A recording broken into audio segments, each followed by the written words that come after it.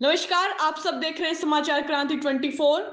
जब उत्तर भारत में ज्येष्ठ महीने की भीषण गर्मी में आम इंसान बेहाल हो जाता है, लोग एसी और कूलरों से बाहर निकलने की सोच भी नहीं सकते। ठीक उसी वक्त हरियाणा के अलग अलग कोनों से एक ऐसी तस्वीर सामने आ रही है जो आधुनिक विज्ञान को भी हैरान कर देती है। और यह है संतों की धूनी तपस्या। ऐसी ही तपस्या सफीदो खंड के गांव बुड्ढा खेड़ा में भी चल रही है।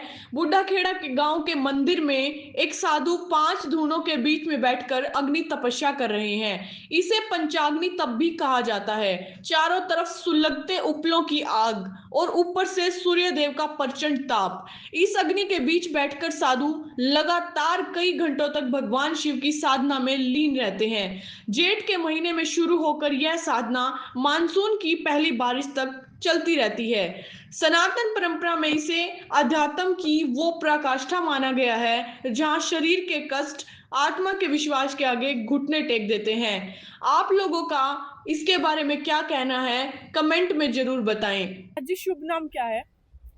हमारा नाम रणबीर नाथ है बेटा। कितने वर्ष हो गए आपको भगवा वाना लिए हुए? 13 साल हो गए बेटे। और अब बात करें कहाँ पर आप रहते हैं, यानी आपका आश्रम कहाँ पर है? ये वशिष्ठ मुनि मंदिर है, बूढ़ा खेड़ा है, यहीं रहते हैं बेटे हम। जो ये पचधूणा तपस्या है, ये जीवन में पहली बार कर रहे हो या इससे हाँ, पहले भी पहली की? बार कर रहे हैं बेटा। और जो इसके अंदर ईंधन लगाया जाता है यानी उपले लगाए जाते हैं, वो कितनी संख्या में लगाए जाते हैं? ये 5 गोसे से शुरू किया है बेटे। रोज के 2 गोसे बढ़ेंगे 5 धुनों में। आज चौथा दिन है, जैसे आज 11-11 गोसे चढ़ाए गए हैं। ठीक है, ऐसे ही 2-2 गोसे बढ़ते रहेंगे हर रोज। तो आखिरी जब दिन आएगा यानी 31वां दिन आएगा, तब संख्या कितनी हो जाएगी इनकी? तब 70 के करीब हो जाएगी बेटा गोसे। तो ताप भी बढ़ेगा, तो आपको कोई असर नहीं पड़ता जैसे शरीर में गर्मी की वजह से कुछ? देखो बेटा, साधु तपाने का नाम ही तप तप है, तो इस चीज से कोई फर्क नहीं पड़ता। तपस्या करने का मेन मकसद क्या है? बेटा गांव की सुख शांति के लिए, और साधु अपने भजन के लिए तप करता है। कोई भी है चाहे साधु, गांव की नगरी की सुख शांति के लिए और अपने भजन के लिए तप करता है।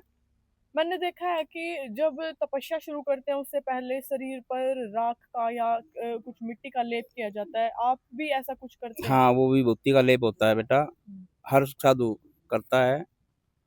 उससे एक तो अग्नि का ताप शरीर में सम हो जाता है, समावित हो जाता है, उसमें फर्क नहीं पड़ता इतना। और विभूति ही गोरक्षनाथ की सबसे बड़ी कृपा प्रसाद समझो। विभूति का ही साधु का लेप होता है। बात करें भगवा वाणा लेने की बात, जैसे कहा 13 वर्ष से है, हम्म। आपके पीछे परिवार भी होगा, हाँ, परिवार भी है बेटा। तो आपने भगवा वाणा क्यों लिया? कोई ऐसा कारण? बस कारण बेटा भगवान की भक्ति का ही कारण है, और कोई कारण नहीं। परिवार में सुख शांति है सभी, न ही किसी के साथ कोई विरोध है। कोई संपर्क है परिवार से अब? हाँ, संपर्क भी है।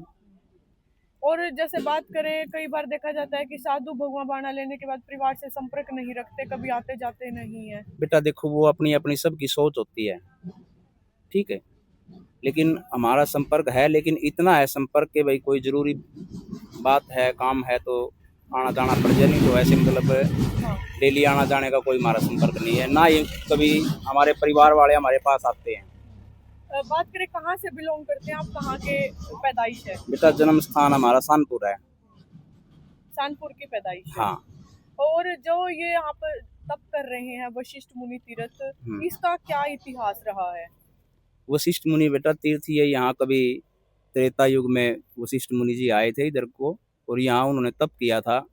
उसी के नाम से ये तीर्थ है, और ये मंदिर उसी के नाम से बना हुआ है, वशिष्ठ मुनि के नाम से। देखा जाता है कि जो तप है वो साधु अक्सर बात करें हिंदू धर्म के हिसाब से तो ज्येष्ठ महीने में ही करते हैं। हाँ, ज्येष्ठ महीने में ही क्यों ये तप किया जाता है, किसी और ये महीने में क्यों? ऐसा है बेटा, ये बताते हैं हमारे शास्त्र हैं जो, कि जो ज्येष्ठ महीना होता है ये अपना जो गर्मी का सबसे तेज महीना होता है। इसमें गर्मी का तापमान ज्यादा बढ़ता है, इसीलिए साधु इन महीनों को चुनता है। और अब बात करें ईंधन की और आपके सहयोग की, तो गांव वासियों के द्वारा सहयोग मिल रहा है? ईंधन बेटा गांव से ही आ रहा है सारा। अभी तो हमने कोई ना तो मोल लिया है और ना ही अभी विचार है, क्योंकि गांव वालों की ये कहना है कि गुरु जी आप तप करो, जितने भी ईंधन आएगा हम सेवा में देंगे आपकी। कुछ दर्शकों को संदेश देना चाहेंगे? बस संदेश यही है बेटा कि सभी आएँ और सेवा का मौका लें। इस जो भक्तिपूर्ण कार्य हो रहा है मंदिर में, इनके गाँव में, इसमें आकर के इसकी परिक्रमा करके दोनों की अपने कष्ट हैं उनका निवारण करें। ये साधु संतों का कहना है कि जो भी दोनों की परिक्रमा करता है उनके जो कष्ट हैं वो हरे जाते हैं। देखिए, आजकल हरियाणा में बात करें, कहीं पर झाड़े लगाए जा रहे हैं, कहीं पर पर्चे लिखे जा रहे हैं और लोगों का भविष्य बताया जा रहा है। इसके बारे में कुछ कहना चाहेंगे महाराज जी? देखो बेटा, इसके बारे में हम कुछ नहीं कहेंगे क्योंकि हम इन चीज़ों से विपरीत हैं।